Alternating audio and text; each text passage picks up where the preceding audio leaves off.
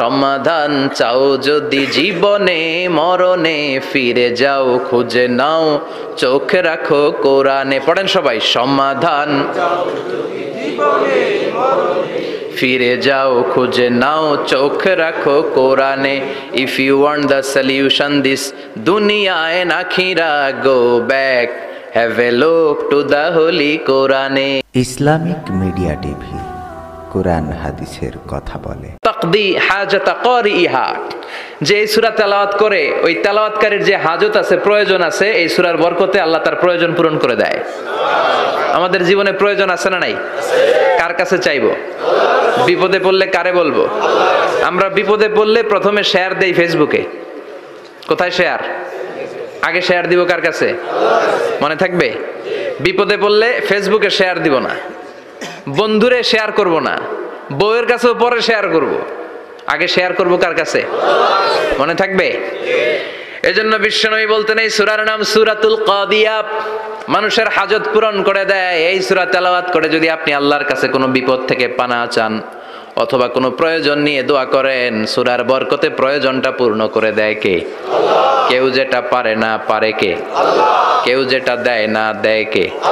কেউ যেটা শোনে না শোনে কে? তাহলে পেলাম সূরাতুল কাদিয়া।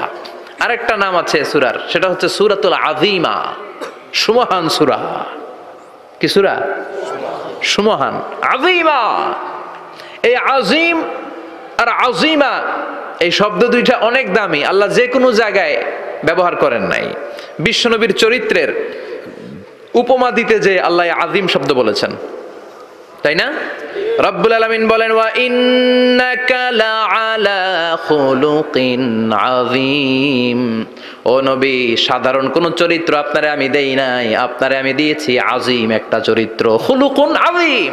And verily indeed you are on a very good standard of character. অসাধারণ চরিত্র দিয়েছি।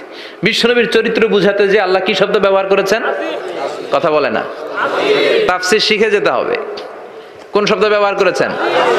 আযীম। আবার আল্লাহ নিজের পরিচয় দিতে যে আযীম বলেছেন, ওয়ালা ইয়াউদুহু হিফযুহুমা ওয়া হুয়াল আলিয়্যুল আযীম। সুবহানাল্লাহ। আকাশ জমিনের নিয়ন্ত্রণ করতে যে আল্লাহ কখনো ক্লান্ত হয় নাকি? কারণ তিনি হচ্ছেন আল আলিয়্যুল আযীম। আল্লাহু আকবার। তার মানে নবীর চরিত্রের ক্ষেত্রে আযীম, আল্লাহর নিজের সত্তার ক্ষেত্রে আল্লাহ বললেন আযীম। আবার বললেন কিয়ামতের দিন গোটা পৃথিবীটারে আমি নাড়িয়ে দেব, গোটা পৃথিবীতে একটা আমি ভূমিকম্প দিব। এই কথাও কোরআনে আছে না নাই? ইযা জুলজিলাতিল আরদু জিলজালাহা আল কারিয়াতু মাল কারিয়া, পুরো পৃথিবী কাঁপিয়ে দিব। এই কাঁপাকাঁপিটা ওই দিনের ভূমিকম্পটা কি অন্যান্য সময়ের ভূমিকম্পের মতো হবে? এই ভূমিকম্পকে আল্লাহ বলেছেন আযীম। ইন্না জালজালাতা সাআতি লা শাইউন আযীম।